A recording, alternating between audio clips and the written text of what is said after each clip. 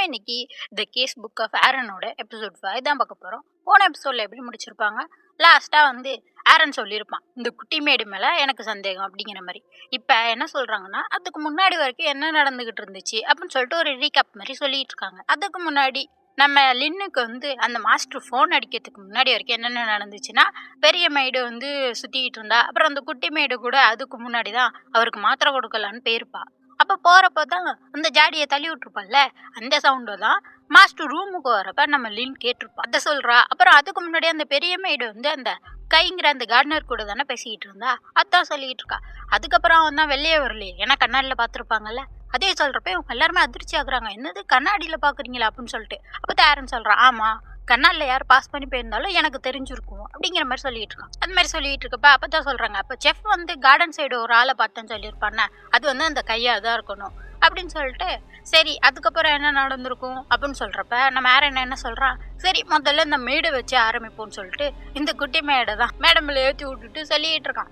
இது மாதிரி அவள் அங்கே மாத்திரை கொடுக்க வந்திருப்பா, தண்ணியெல்லாம் எடுத்துக்கிட்டு. வந்தப்ப பார்த்தா நீனு உள்ளே இருந்திருப்ப. அப்போ உன்னை தலையில் அடிச்சுட்டு மாஸ்டரை பிடிச்சி பேஸ்மெண்ட்டுக்குள்ளே தள்ளி விட்டுருப்பா. அவர் அப்படியே அங்கே செத்து போயிருப்பாரு. அப்புறம் வேற ஒரு பாடியோட மண்டையை மட்டும் சதைச்சிட்டு அந்த பாடியை அங்கேயே வச்சுட்டு, அந்த குட்டி வேண்டு தான் இருக்க இவ சைஸுக்கு தானே இருக்கும், கரெக்டாக அதில் வந்து வெளில ஓடி போயிருப்பா. இப்படி தான் நடந்திருக்குன்னு சொல்லிட்டு ஆரன் சொல்ல, அப்போ தான் நம்ம லின்னு சொல்கிறா, இல்லை நீங்கள் சொல்கிறதுல ஒரு தப்பு இருக்குது. ஏன்னா நான் அந்த வெண்டுக்குள்ளே வந்தப்ப தூசி எவ்வளோ இருந்துச்சு, யாராச்சும் எனக்கு முன்னாடி போயிருந்தா அந்த தூசியெல்லாம் அவங்க மேலே போயிருந்துருக்கும். அப்போ நான் இது தப்பு அப்படின்னோடனே, ஆமாம் நீ சொல்கிறது கரெக்ட் தானே ஆரன் சொல்லிடுறான். அந்த குட்டி மேடுக்கா ஒரே சந்தோஷம். இப்போ ஆரன் சொல்கிறான், சரி இப்போ நீ வேற யாராச்சும் கூட்டு விசாரி அப்படின்னு சொல்லிட்டு லின். அப்போ லின் என்ன பண்ணுறா, அந்த செஃப்பை கூப்பிடுறான். அந்த செஃப்பை கூப்பிட்டா அவர் வந்து வெளில போனதை பார்க்கறதுக்கு அங்கே செக்யூரிட்டி உட்காந்துருப்பான். அவன் பார்க்கவே இல்லை கிச்சனை விட்டு வெளில போகிறதுக்கு. சரி கார்டன் வழியாக போயிருப்பான், அங்கே செக்யூரிட்டி டாக்ஸ் நிற்குது, அதுங்க குலைச்சிருக்குமே அப்படின்னு சொல்கிறப்ப, ஆமாம் அப்போ இவர் மேலே தப்பு இல்லைன்னு சொல்லிட்டு இவர் இறக்கிறாங்க. அப்புறம் அந்த மெய்டையும் கார்டனர் கையையும் தான் ஏற்றிருக்கிறாங்க. அவங்கள்ட்ட தான் இப்போ விசாரிக்கிறாங்க. அப்போ தான் ஆரன் சொல்கிறான், இவங்க 2 பேருக்கு தான் மாஸ்டரை கொலை பண்ணுறதுக்கு மோட்டிவ் அதிகம். ஏன்னா இவங்க 2 பேரை கல்யாணம் பண்ணிக்க கூடாதுன்னு சொல்லிட்டாருல்ல, அதனால தான். என்ன பண்ணியிருப்பாங்க, அவன் வந்து வீட்டுக்குள்ளெல்லாம் அந்த டோர் வழியாக வந்திருக்க மாட்டான். இவன் என்ன பண்ணியிருப்பான், பின்னாடி இப்போ மெய்டு பார்க்கறதுக்கு ஏணி போட்டு மேலே ஏறியிருப்பான். அது மாதிரி தான் ஏறியிருப்பான். அப்படி ஏறி என்ன பண்ணியிருப்பான், அந்த செகண்ட் ஃப்ளோர்லேருந்து திருப்பி அந்த ஏணியை மேலே வச்சு ரூஃப் வழியாக ரூமுக்குள்ளே வந்திருப்பான் அப்படிங்கிற மாதிரி சொல்லிட்டு இருக்கான். ஆனால் அந்த ஏணி ரொம்ப வெயிட்டாக இருக்குமே, எப்படி தூக்கியிருப்பான்னு சொன்னால் இந்த மேடும் உதவி செஞ்சுருப்பா. 2 பேரும் ஒன்றா சேர்ந்து தான் அந்த ஏணியை வந்து செகண்ட் ஃப்ளோருக்கு தூக்கி போட்டிருப்பாங்க. இப்போ இவன் ரூஃப் வழியாக அந்த பால்கனிக்கு இறங்கி அப்படியே ரூமுக்குள்ளே வந்திருப்பான். அப்போ இந்த மேடு என்ன பண்ணியிருப்பா, மாஸ்டர் ரூமுக்கு வந்து அவரை திசை திருப்பியிருப்பா. அப்படியே அவர் ரூமுக்குள்ளே வந்தோடனே உன் மண்டையில் அடிச்சிருப்பா. அப்புறம் அந்த கார்டனர் வந்து மாஸ்டரை பிடிச்சி அந்த பேஸ்மெண்ட்டுக்குள்ளே தள்ளி விட்டு கொலை பண்ணியிருப்பான். அப்புறம் திருப்பி அதே ரூஃப் வழியாக தலையையும் அந்த அவங்க யூஸ் பண்ண ஆயுதத்தையும் எடுத்துக்கிட்டு அப்படியே கார்டன் வழியாக தப்பிச்சு ஓடி இருப்பான் அப்படிங்கிற மாதிரிலாம் சொல்லிட்டு இருக்கான். அப்பதான் லின் சொல்றா, இல்ல நீ சொல்றது தப்பு. ஏன்னா இந்த மேடு இருக்கல்ல, இவளுக்கு ஹைட்டுனாவே ரொம்ப பயம். அவ அந்த பால்கனியில கூட வந்து நிக்க மாட்டாளாம். அப்படி இருக்கவே எப்படி ஏன் நீ வந்து தூக்கி ஏத்திருக்க முடியும், அதனால இது தப்பு, இவங்க 2 பேருமே கொலகாரங்க இல்ல அப்படிங்கிற மாதிரி சொல்லிடுறா. அதுவும் சரிதான் சொல்லிட்டு இப்போ இவங்க 2 பேரையும் இறக்கியாச்சு. இப்போ மீதி இருக்கிறது யாருன்னா அந்த செக்யூரிட்டியும் பட்லரும் மட்டும்தான். இப்போ ஆரன் சொல்றான், அடுத்து நீ தான் சூஸ் பண்ணணும், சூஸ் பண்ணு. இப்போ இவ யாரை சூஸ் பண்றாங்களோ அவங்க வந்து நிரபராதியாக தான் இருப்பாங்க. ஏன்னா லாஸ்ட் ஆரன் தான் உண்மையான கொலகாரங்களை சொல்ல போறான் அப்படிங்கிற மாதிரி சொல்றப்ப இந்த செக்யூரிட்டி வந்துட்டு என்ன சூஸ் பண்ணுங்க என்ன சூஸ் பண்ணுங்கன்னு பைத்தியம் மாதிரி கத்திட்டு இருப்பான். ஆனா நம்ம லின் என்ன பண்றா, பட்லரை தான் சூஸ் பண்றா. பட்லரை சூஸ் பண்ணோடனே ஆரன் சொல்லிடுறான், எப்படி அவரால் ஃபர்ஸ்ட் ஃப்ளோர்ல இருந்து டக்குன்னு மாஸ்டரோட ரூமுக்கு வந்திருக்க முடியும், அப்பனா அவர் கிடையாது அப்படிங்கிற மாதிரி சொல்லிடுறாங்க. சரின்னு சொல்லிட்டு ஆரன் வந்து இப்போ செக்யூரிட்டியை தான் சொல்கிறான். அவனை நிற்க வச்சானே, இல்லை நான் பண்ணலன்னு கத்திக்கிட்டு இருக்கான். அப்போ தான் ஆரன் சொல்கிறான், அவன் கொலை பண்ணலாம் அப்படின்னு சொல்லிட்டு அவன் கையிலேருந்து ஒரு ரத்தத்தை காட்டினோடனே அவ்வளோதான் அவன் பொத்துன்னு மயங்கி விழுந்துடுறான். ஒரு சொட்டு ரத்தத்துக்கே மயங்கி விழுறவன் எப்படி கொலைலாம் பண்ணியிருப்பான், இவன் கிடையாது அப்படின்னு சொல்லிட்டு. அப்போ நம்மளுக்கு தெரிஞ்ச எல்லா ஆதாரங்களும் வச்சுமே நம்ம செக் பண்ணி பார்த்தாச்சு, இதில் யாருமே கொலைகாரங்க கிடையாது. அப்போ நம்ம வேற ஒன்று தான் யூஸ் பண்ணணும்னு சொல்லிட்டு ஒரு பெரிய கண்ணாடியை எடுத்து வைக்கிறா ஆரன். ஒன்னே லின் கேட்குறா, அப்போ கண்ணாடிக்குள்ளே இருக்க அந்த பையன் பார்த்தா நான் கொலைக்காரன் யாருன்னு சொல்லிட்டு, அதனால தான் கண்ணாடி எடுத்து வைக்கிறீங்களா அப்படின்னு சொல்கிறப்ப, இன்னுமா உனக்கு புரியல அப்படின்னு சொல்லிட்டு அந்த கண்ணாடிக்குள்ளே இருக்க பையன்ட்டே ஆரன் பேசுகிறான்.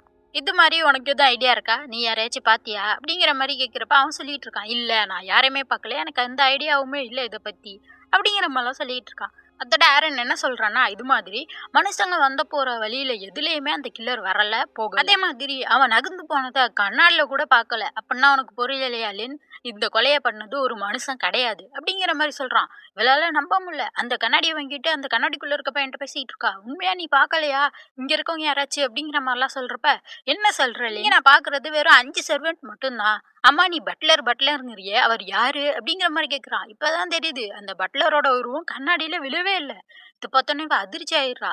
அப்பதான் ஆரன் கேக்குறான், இப்ப உனக்கு புரிஞ்சுதா அப்படின்னு சொல்லிட்டு. அப்பதான் லின் சொல்ல ஆரம்பிக்கிறான், இது மாதிரி இந்த கொலையை செஞ்சது அப்பனா மனுஷங்க யாருமே கிடையாது, நீங்க ஒரு வேம்பயர் தானே பட்லர் அப்படிங்கிற மாதிரி கேக்குறா. அவரும் பாக்குறாரு. பார்த்தா சின்ன பிள்ளையில இருந்தே ஒரு தாத்தா மாதிரி கூடயே தான் இருந்திருக்காரு. அவர் சொல்றாரு, என்னம்மா இப்படி சொல்ற, நான்லாம் ஒண்ணும் கிடையாது அப்படிங்கிற மாதிரி சொல்றப்ப, அப்ப சரி இந்த கண்ணாடி முன்னாடி வந்து நில்லுங்க அப்படிங்கிற மாதிரி சொல்றா. ஏன்னா வேம்பயருக்கு கண்ணாடியில உருவம் தெரியாதான். அவரும் பார்த்துட்டு கண்ணாடி முன்னாடி வந்து நிக்கிறாரு. பார்த்தா அவர் உருவம் விழல. இப்ப எல்லாருக்குமே தெரிஞ்சுட்டு இவர் வேம்பயர்னு சொல்லிட்டு, நான் இன்னும் கொஞ்ச நேரம் விளையாடலாம்னு நினைச்சேன், அதுக்குள்ள இப்படி விளையாட்ட கலைச்சிட்டீங்களே அப்படிங்கிற மாதிரி சொல்லிட்டு என்ன சொல்ல ஆரம்பிக்கிறாருன்னா, நான் வந்து ஒரு மனுஷனா இந்த வீட்டிலேயே பட்லர் மாதிரி இருக்கணும், ஒரு நேர்மையான ஆளா தான் இருக்கணும்னு நினைச்சுக்கிட்டு இருந்தேன். ஆனா கொஞ்ச மாசத்துக்கு முன்னாடி மாஸ்டர் என்ன பண்ணியிருக்காரு, கள்ளச்சந்தையில இருந்து ஒரு இதயத்தை வாங்கிட்டு வந்திருக்காரு. ஏன்னா அவர் ரிச்சுவல் பண்ணிட்டு இருக்காருல்ல, ஒய்ஃபை கொண்டாடுறதுக்கு இதயம் வேணும்ல, அதுக்காக ஒரு இதயம் வாங்கிட்டு வந்திருக்காரு. ஆனா அந்த இதயம் யாரோட்டு தெரியுமா, நாகேசேரா, நான் வேலை பார்த்துக்கிட்டு இருந்தேன் அந்த கிங்கோட இதயத்தை கொண்டு வந்திருந்தாரு. அதனாலதான் நான் மனசு மாத்திக்கிட்டேன். இப்ப வந்து மாஸ்டரோட ஒய்ஃப் இருக்காங்கல்ல மேடம், அவங்கள உயிரோட கொண்டு வரதுக்கு பதிலா என்னோட அரசரை திருப்பி உயிரோட கொண்டு வந்தா அவர் சந்தோஷமா ஆளுவார்ல, அதுக்காக தான் நான் முயற்சி செஞ்சேன். அதே மாதிரி நானும் மாஸ்டரும் எல்லா உடம்பையுமே சேர்த்தாச்சு. அதுக்கப்புறம் மாஸ்டர் தானே தொல்லையா இருப்பாரு, அவரை முடிச்சு கட்டியாச்சு. நீங்க கவலைப்படாதீங்க மேடம். இது மாதிரி மாஸ்டரும் அவரோட ஒய்ஃபும் என்னோட கிங்கோட உடம்புலயே எப்போதும் ஒன்னா இருப்பாங்க. அதுதானே உங்க அப்பாவோட விருப்பம் அப்படிங்கிற மாதிரிலாம் சொல்லிட்டு என்ன சொல்றான்னா, அதே நேரத்துக்கு என்னோட கிங்குக்கும் நான் வந்து ஒரு நேர்மையான சர்வெண்ட்டா வேலை பார்ப்பேன் மேடம், உங்களுக்கும் நான் ஒரு நல்ல சர்வெண்ட்டா இருப்பேன் அப்படிங்கிற மாதிரி சொல்றப்பதான் நம்ம ஆரன் சொல்றான், எது மேடம்க்கு சர்வெண்ட்டா இருக்கியா, உன்னை பத்தி தெரியாதா, நீ அவளை கடிச்சிருக்க, அவ கையில வந்து மார்க் இருக்கும், பல்லு மார்க், இப்பதான் அவ பாக்குறாளே, அவள் ஒரு பொம்மை மாதிரி நீ யூஸ் பண்ணிக்கிட்டு இருந்த. ஏன்னா நாகேஸ்வரா வந்தான்னா அவனுக்கு இந்த நோபல்ங்கிற டைட்டில் கிடைக்கும், நிறைய பவர் கிடைக்கும், அதிகாரம் கிடைக்கும். அதே மாதிரி லின்ன ஒரு பொம்மையா யூஸ் பண்ணி இந்த மேன்ஷரையும் எடுத்துக்கலாம் தானே நினைச்ச, அதானே உன் பிளானு அப்படிங்கிற மாதிரி சொல்றப்ப உடனே அவன் சிரிச்சிட்டு கை தட்டுறான். பரவாயில்ல யாரன் வேண்டேட்டா, எல்லாத்தையும் கரெக்டா கண்டுபிடிச்சிட்டீங்க அப்படிங்கிற மாதிரி சொல்றான். இது மாதிரி எல்லாம் நல்லபடியா போயிட்டு இருந்துச்சு, ஆனா நீங்க எல்லாத்தையுமே குழப்பிட்டீங்க அப்படின்னு சொல்லிட்டு டக்குன்னு ஹல்க் மாதிரி மாறி அந்த இடத்த விட உடச்சிட்டு வெளில வந்துடுறான். வெளில வந்துட்டு அந்த இதயத்தை இவன் தான் கையில வச்சிருக்கான், அந்த நாகசேராவோட இதயம். அதை பார்த்து சொல்றான், நீங்க வந்து என் உடம்ப எடுத்துக்கோங்க லார்ட், இது மாதிரி நான் உங்களுக்காக சாக்ரிஃபைஸ் பண்றேன் அப்படிங்கிற மாதிரி சொல்றான். அவ்வளவுதான், அந்த பிளட் எல்லாம் என்ன பண்ணுது, இவன் உடம்பு அப்படியே கன்சீவ் பண்ணிருது. இப்பதான் கட்டுறாங்க, இவன் தான் அந்த நாகசேரா கிங்கா. வெளில வந்தானே அவனுக்கு ஒரே சந்தோஷம், எவ்வளவு நாள் நான் அந்த உடம்புக்காக காத்துக்கிட்டு இருந்தேன் தெரியுமா நோயின்டேட்டா அப்படிங்கிற மாதிரி சொல்றான். அங்கதான் ஹீரோ நிக்கிறான். உன்ன மாதிரியே நீனும் முட்டாள்தனமா தான்டா பேசிட்டு இருக்க அப்படிங்கிற மாதிரி சொல்ல, இவ்வளவு துமுறு உனக்கு, உன் இதயத்தை பிச்சு வெளில எடுக்கிறேன்டா அப்படின்னு சொல்லிட்டு இப்ப 2 பேரும் மாத்தி மாத்தி அடிச்சுக்கிறாங்க. அப்ப இந்த வில்லு பையன் என்ன பண்றான், ஒரு 10-15 பேரை வர வச்சிடறான் இவன மாதிரியே. ஆனா நோயின்டேட்டாக்கு அதெல்லாம் பெரிய விஷயமே இல்லை, ஒரே அடியில எல்லாரையும் அடிச்சுட்டு இவனுக்கு ஒரு குத்து தான் விடுவான், கழுத்தே பிஞ்சிரும். ஆனா திருப்பி அதை ஒட்ட வச்சுப்பான். ஒட்ட வச்சுட்டு இப்ப 2 பேரும் அடிச்சுக்க போறப்ப சுத்தி ஒரு 4-5 பேரை இவன மாதிரியே வர வச்சிருவான். வர வச்சோன்னா என்ன ஆகும், ஒரு பெரிய பிளாஸ்ட் விழும். அப்ப பார்த்தா நம்ம நோயின்டேட்டா அவங்க எல்லாருமே அப்படியே ரத்தத்திலேயே குத்தி தொங்க விட்டுருப்பான். அவன் உன்னை சும்மா விடவே மாட்டேன்டா அப்படிங்கிற மாதிரி சொல்லிட்டு இருப்பான். நான் தாண்டா ஜெயிச்சேன் அப்படிங்கிற மாதிரி யாருன்னு சொல்லிட்டு இருக்க. அப்ப கூட இந்த பையன் அடங்கவே இல்லை, திருப்பி அப்படியே டயர்டாகி தான் இருப்பான். அப்பயே எந்திரிப்பான். அந்த வில்லப்பைய திருப்பி எந்திரிச்சு அவன் பிளட்டை வச்சு ஒரு பெரிய மான்ஸ்டர் மாதிரி உருவாக்குவான். அதை வச்சு அடிக்க வைப்பான். வீடெல்லாம் இடிஞ்சு கொட்டிடும்.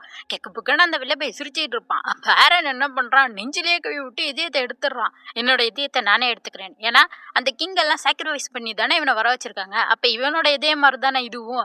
இவன் அந்த இதயத்தை எடுத்ததுக்கு அப்புறம் அவ்வளவுதான், இந்த வில்லப்பைய ஒண்ணுமே இல்லை. அப்படியே அவனோட உடம்பு தானே அந்த பட்லர் உடம்பு, அவனும் சேர்ந்து செத்துறான். அப்ப வந்து பாக்குறான், லின் மட்டும் அந்த உடஞ்சு போன வீட்டுக்குள்ள சோகமா உட்காந்துருக்கான். என்னாச்சு நீ மட்டும் உட்காந்துருக்க அப்படின்னு சொல்லிட்டு ஆரன் கேட்கிறப்ப, மித்த எல்லாரையும் அமுச்சு வச்சுட்டேன், உங்களுக்காக காத்து இருந்தேனா அப்படிங்கிற மாதிரி சொல்றா. இது மாதிரி அந்த பட்லருக்கு என்னாச்சுன்னா அவர் இறந்துட்டாருன்னா இவளுக்கு ரொம்ப சோகமாயிருது.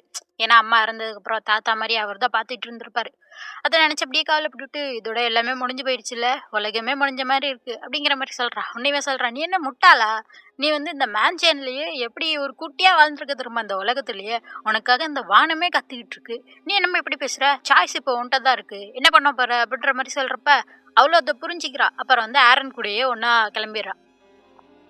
இப்படிதான் ஆரனோட அந்த டிடெக்டிவ் ஏஜென்சில லின்னும் சேர்ந்திருப்பா. அப்படியே இந்த எபிசோட் முடியுது.